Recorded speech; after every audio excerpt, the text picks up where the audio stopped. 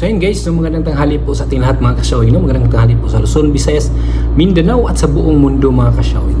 So for today's video mga kasyawin ay atin na naman itong pag-usapan, no?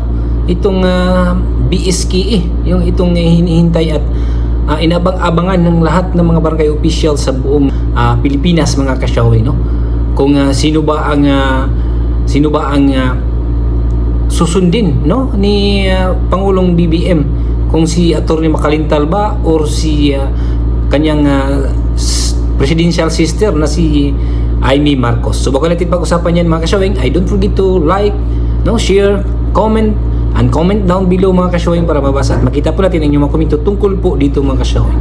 And don't forget to subscribe.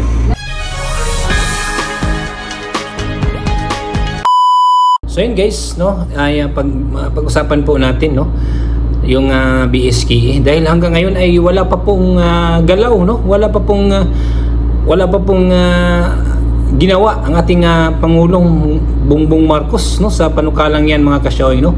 Hindi pa po napirmahan hanggang ngayon at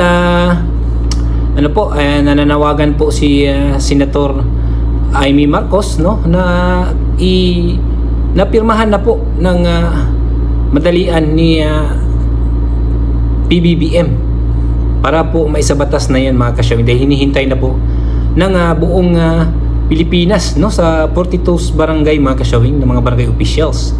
At nananawagan din po, no, si Atty. Macalintal na ibito ni PBBM ang panukalang yan mga kasyawin. Kaya hanggang ngayon mga kasyawin ay hindi pa po talaga nagalaw ni Pangulong Marcos, no, dahil siguro ay naguguluhan siya kung sino ang susundin niya, no, dahil talagang hindi naman pwedeng basta-basta lang siya magdidesisyon diyan, no. Kailangan pag-isipan ng mabuti, tinatanong lahat ng mga ahensya niyan, tinatanong ang mga DILG, Comelec, lahat ng Supreme Court, lahat, para po kasi hindi na basta-basta yan, no, dahil kung pipirmahan yan niya na mayroon palang labag ay talagang hindi na po pwede yan. Kaya ang tanong natin dyan kung sino ba ang susundin, no, ni PBBM, kung ang panawagan ba ng kanyang presidential sister na si Senator Amy Marcos na pirmahan na ang panukalang batas na yan, or si Atty. Macalintal na nananawagan din na ibito na yung panukalang batas mga kasyawin. Kaya di natin alam kung sino ang susundin ni Pangulong Bongbong Marcos, no. Kaya hanggang ngayon mga kasyawin ay hindi pa talaga nagalaw yan, no. Ilang araw na lang po ay papasok na po ang 20th Congress, no, at suna ng ating Pangulo ngayong 28. Ilang araw na lang, no.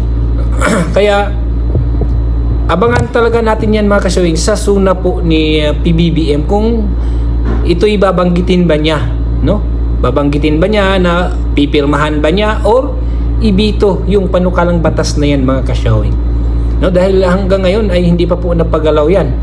At siguro naguguluhan niya ating Pangulo kung sino ang kanyang susundin, no, dahil dalawa po, magkaiba po, kasi si Atty. Macalintal ay nananawagan na ibito yung panukalang batas, at si kanya namang kapatid na si Senator Amy Marcos nananawagan na pipirmahan na agad ang panukalang batas yan mga kasyawin. Kaya siguro gulong-gulo, no, magulo. Kaya pinag-aralan talaga ng husto yan ni Pangulong Marcos, no, pinag-aralan ng husto, tinatanong ang lahat ng mga ahensya na connected dyan, no, tinatanong siguro lahat niya yan at pinag-aaralan talaga ng mabuti kung ito ba'y kanyang pipirmahan or ito ba'y ibibito, no, dahil siyempre kahit sino naman talaga naguguluhan ka talaga dahil dalawa po, no, magkaiba kasi may dalawang kabilang panig at kabilang panig kung sino ang papaboran mo, no. Hindi ka naman basta-basta magdidesisyon kasi, no, na basta-basta lang, kasi pag nagdesisyon ka na pirmahan, mayroon namang nagreklamo sa kabila, no. Kung dito ka naman susunod sa kabila na ibito, magrereklamo din yung kabila. Kaya abangan na lang natin, no, sa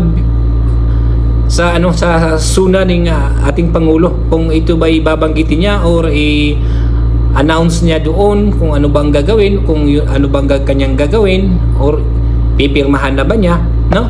Dahil papasok na rin po ang 20th Congress, no? Pag pumasok na yung 20th Congress at hindi yan naipasa at hindi na pirmahan ng ating Pangulo, no? Ay ibang usapan na yan, no? Baka mawala na yung panukalang batas na yan. Mayroon po kasing isang vlogger, mga ka-showing, no, na nakikita ko po. Ang sabi niya ay patay na daw ang batas na yan. Hindi pa naman siguro, no? Paano niya nasabing patay na? Hindi pa nga napirmahan or wala pa nga desisyon, no, kung patay na ba or hindi, no? Kaya abangan na lang talaga natin yan, mga ka-showing, no, kung ano po ang desisyon ng ating Pangulo.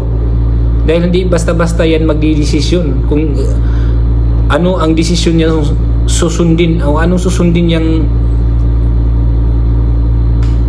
niya, kung yun ba'y pipirmahan niya na maging batas or ibito o hindi pipirmahan, no? Talagang hindi pinag-aralan talaga ng husto yan, no, nang walang kumbaga walang masasaktan na sa magkabilang panig, no, sa kanyang desisyon. Kaya kung hindi man matuloy, pero kung hindi man matuloy ay hindi man matuloy yung postponement na yan, talagang ready na tayo, no? Ready na kayo. Dahil ang kumilik po, mga ka-showing, ay kumpirmado na po silang puspusa na po ang kanilang paghahanda, no, sa darating na barangay election sa December kung ito'y matutuloy. Kaya sa mga gustong tumatakbo dyan ay mag-ready na talaga kayo. Dahil baka po matuloy sa December, no? Hindi natin alam kung ano ang kahinatnan niyang batas na yan, mga ka-showing. Kung hindi man yan siguro mapasa ngayon, no, sa 19th Congress, baka doon na sa 20th Congress, pero baka pagkatapos na ng election yan.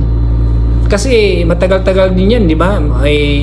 Mag-file pa sila ng ganon, tapos reading pa yan, first reading, second reading, third reading, hanggang sa mabaykam kung hindi po sila magkasundo ng Congress at Senate, no? O yun, umpisa back to zero kasi pagdating na po ng 20th Congress.